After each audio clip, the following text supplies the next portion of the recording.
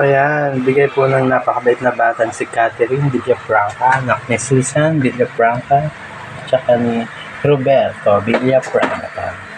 Ang tinik po niya ay na mahina lang daw dapat ang apoy kasi para ano yung tinik malambot na rin. I-open natin na tararam, nilagyan niya ang kalamyas ng sariwa. Ayan. This is it. Pansit. Yung, grabe.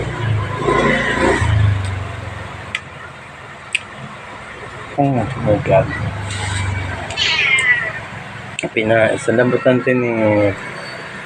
Galing talaga niya magluto. Napalambot niya ang tinik. Iulam po natin ito bukas sa sinangag kasi nakakain na ako ng tanghalian. Yung 2 itlog. So amazing.